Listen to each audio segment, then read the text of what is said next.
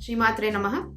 Namaste everyone. Welcome back to Zesty Nimbu. This is Shri Rekha. On the fourth day of Sharad Navratri, we worship the goddess Kushmanda. As we have been doing for the past few videos, we'll be first seeing a shloka performance by Shilpa Santosh. I'll post all her details in the description box. You can go ahead and subscribe to her channel. Then we'll see the meaning of that shloka. We'll talk about the goddess of the day, and then we'll see a story from our Puranas. So let's see the shloka.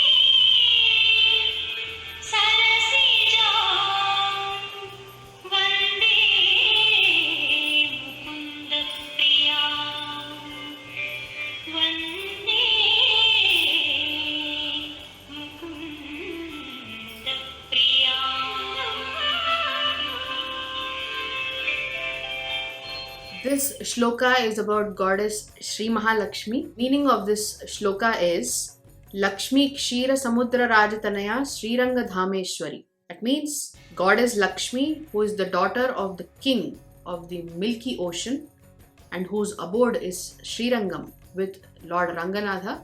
Dasi Bhuta Samasta Deva Vanitam Lokaika Deepankuram. It means who is served by all the divine ladies in the heaven and who is the guiding light for the world.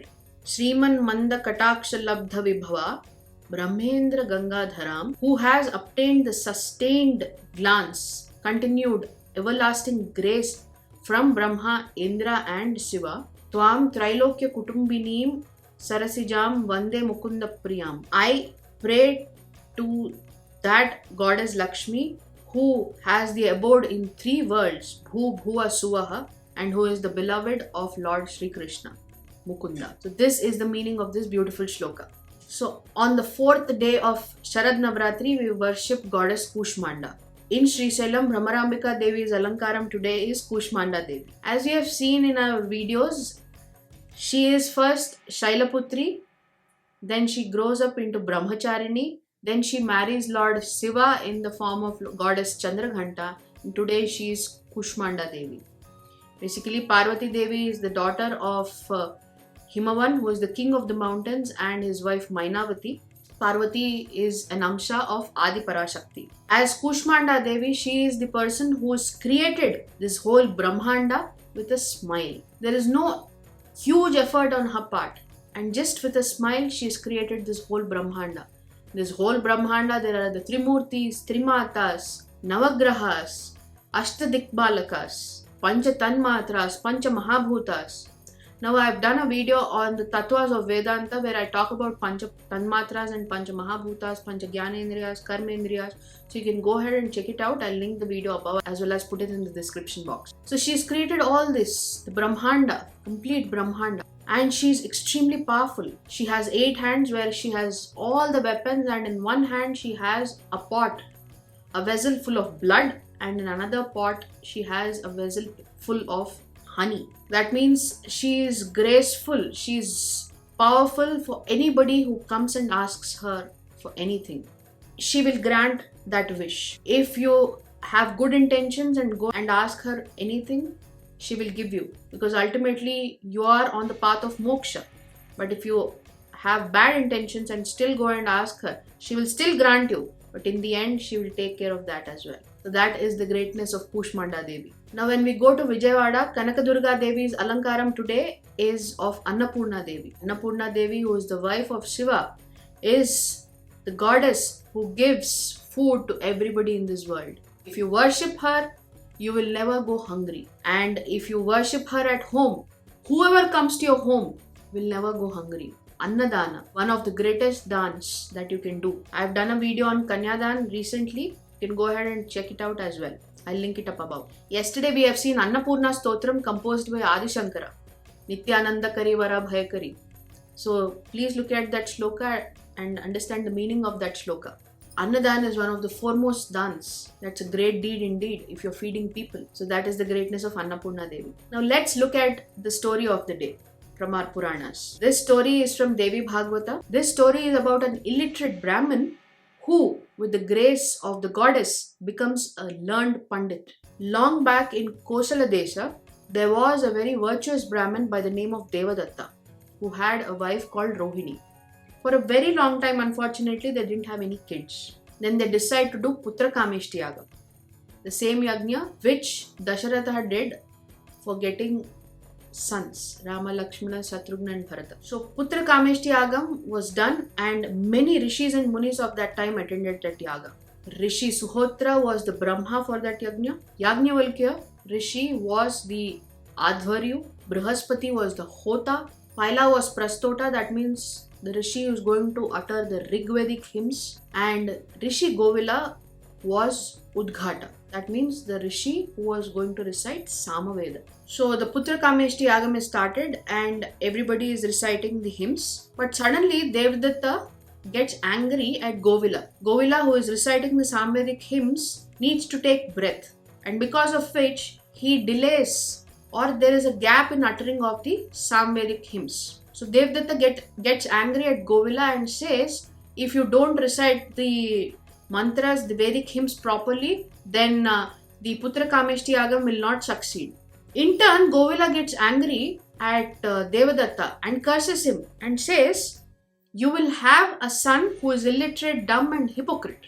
Then Devadatta starts crying and says, I'm really sorry. I didn't need to speak like that and you have cursed me with such great repercussions. Having an illiterate son is like having no son at all. It's better to give up one's life than have an illiterate son. So saying this, he falls at the feet of Rishi Govila. Govila is pacified and then he pardons Devadatta and says that even though initially your son will be illiterate, but later on he'll become a learned person. So after this, the Putra Kameshti Yagam is done. And in due course of time, Rohini, Devadatta's wife, becomes pregnant. And then they have a son. And they name that son as Utathya. Utathya starts growing up.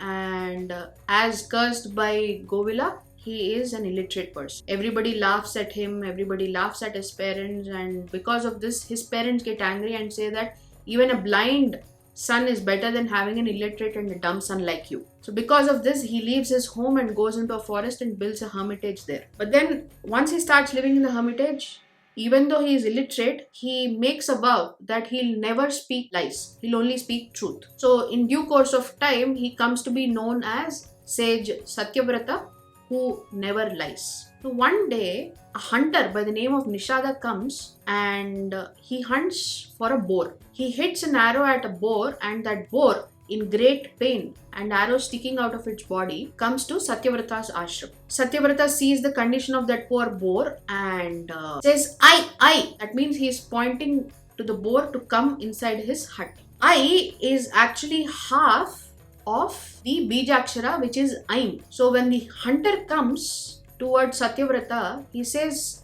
I know about you. You are the Rishi who never speaks lies. So tell me where the boar is. The boar is actually the food of my family.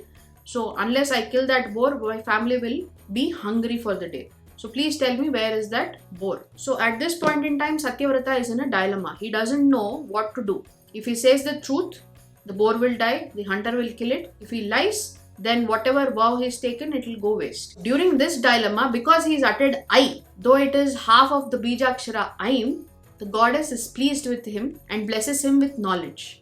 He becomes a very learned person and he becomes a poet. To clear off this dilemma at that point in time, because he got that knowledge by the grace of the goddess, he utters these words. He says, that force which sees as witness will not speak, and that force which speaks will not see. So, O hunter, why are you troubling me asking the question repeatedly? And by saying this, the hunter, Nishada, gets confused and he leaves the sage not knowing what to do. Because of the knowledge that he got at that point in time, and because he could compose this sort of poem, he was able to save himself and the boar. He didn't lie, and neither was the boar killed. So this way he saved the day. And after that, he becomes a great Pandit, a renowned person who is unrivaled at that point in time on the whole earth. And his father invites him after getting to know about his prowess, and then he rejoins his family, and there's a happy ending for everyone. So what is it that we learn from this story? So whatever your dharma is, stick to it. Even if you're an illiterate person, the goddess will always bless you if you stick to your dharma. Here, Satyavrata's dharma was to not speak lies. He managed to do that even though he was illiterate, and even though he uttered only half of the Bijakshara, still the goddess blessed him because he was steadfast on his dharma. So that is the moral that we can take from this story. This story is mentioned in the 10th and 11th chapters of the 3rd skanda of Devi Bhagavata Purana. So whenever you have time, please go ahead and read that beautiful story. So I hope you have liked today's video. If you have, do like, share, subscribe and comment on this video. Tomorrow we will see the 5th avatara of the goddess, who is Skandamata. Until then, do follow me on all the social media handles. I'll see you tomorrow. Namaste. Shri Matre Namaha.